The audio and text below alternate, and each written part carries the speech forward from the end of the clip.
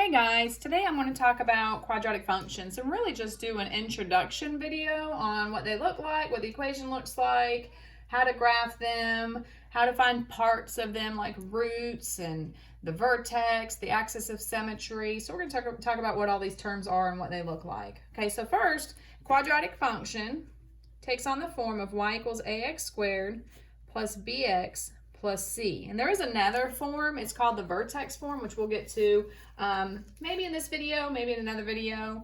I don't want to make these videos too long that you guys are bored to tears. So let's just talk about what these look like and the parts of them that we can find. Of course, the shape of it is called a parabola. And that is basically a U shape, continues to increase, continues to get wider, and they can open up or they can open down, but they do not open sideways. If they were to open sideways, then it's not a function. So these parabolas only open up or down. And we can determine by looking just at the equation if the graph opens up or down, and that's determined by this a value. So if your a value is positive, your graph opens up. If your a value is negative, then that graph opens down. Okay, so if I give you an equation, you should be able to very quickly tell me if that graph opens up or down.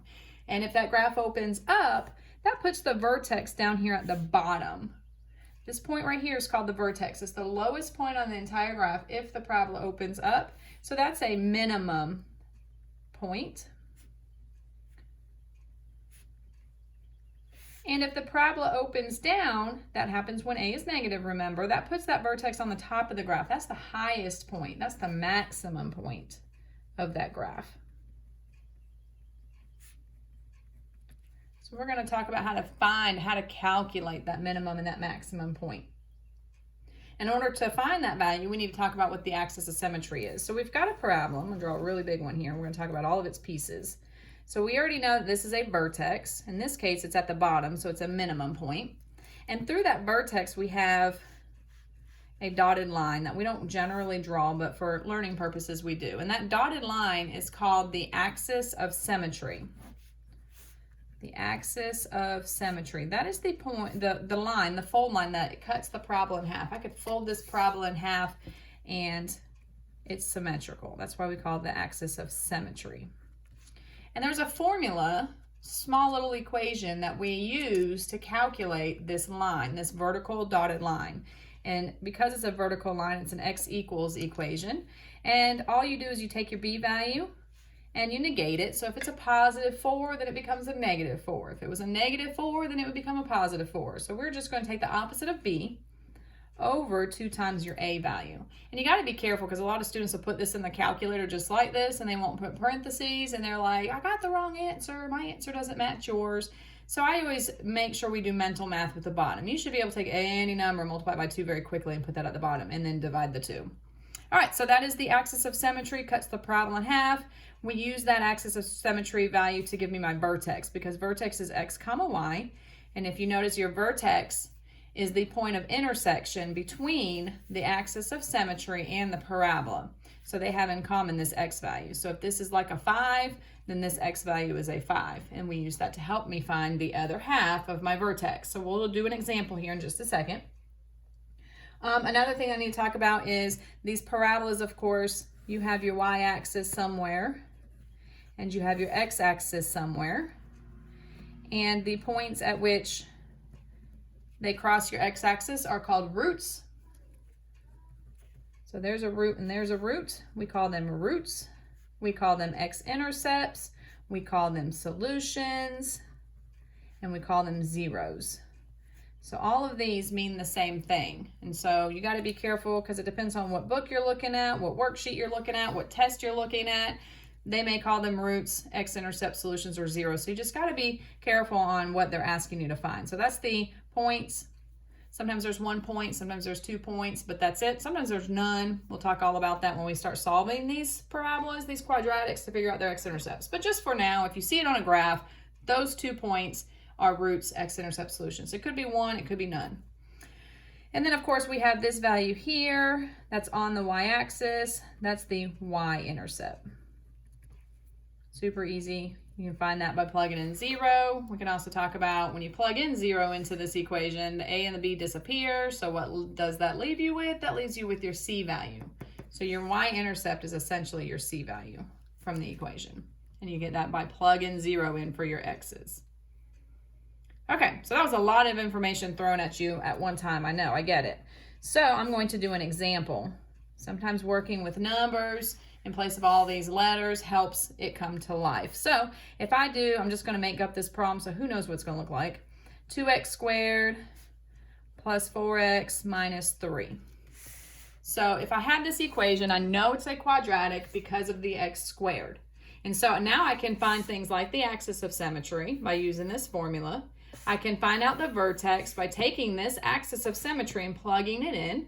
And then, of course, later we'll talk, because this is a little more extensive work to find the roots. We'll talk about that later. But today we're going to find the axis of symmetry, the vertex, and the y-intercept. And I'll do a separate video with finding the roots, because that takes a little bit more work. All right, so first of all, I know that this graph opens up. How do I know that this graph opens up? Because A is positive. Because that positive a value tells me my graph opens up. So I can even visualize this before I even have to graph it, what it's going to look like and which direction it's going to go in. All right, so I know my graph opens up, and I always have my students label their A, B, and C. So there's A, there's B, and there's C. A is 2, B is 4, and C is a -3. These are numbers. Definitely don't take the X's with them. Leave those out. Just put the numbers down.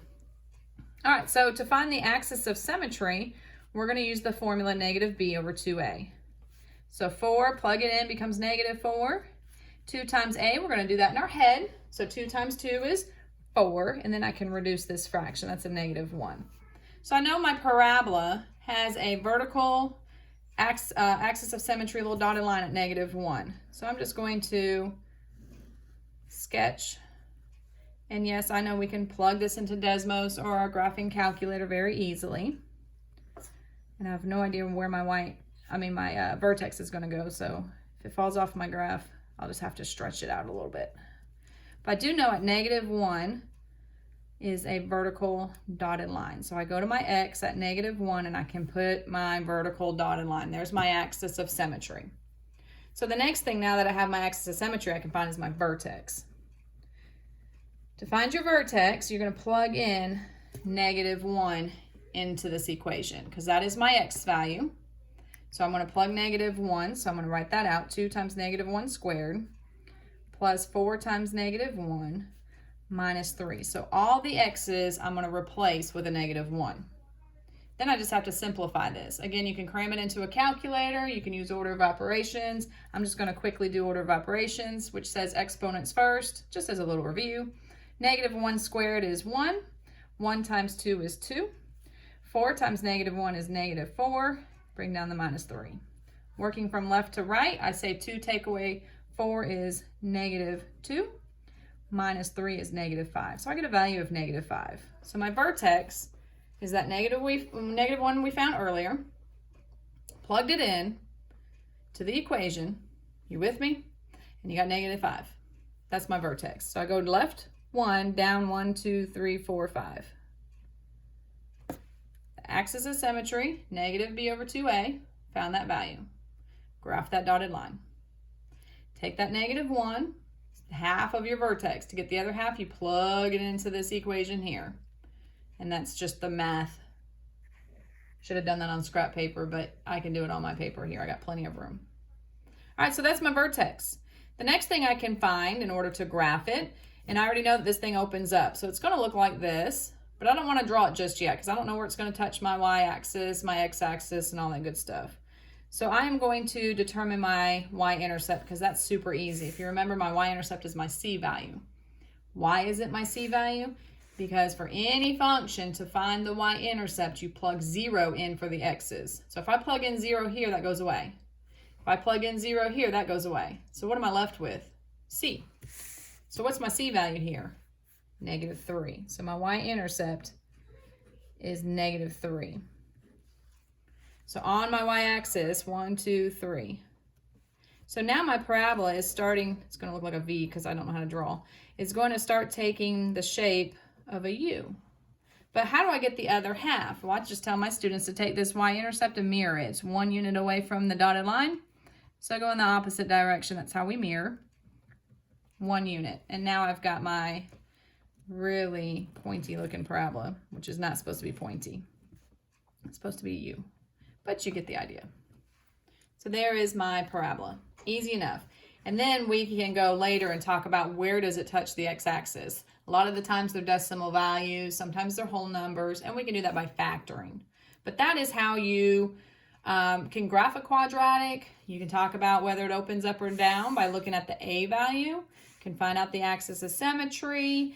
We can find the vertex by plugging in the axis of symmetry. Your y-intercept is your c value. And we're going to go a little further in depth in my next video on how to find these roots. But for right now, you should be able to tell me if it opens up or down.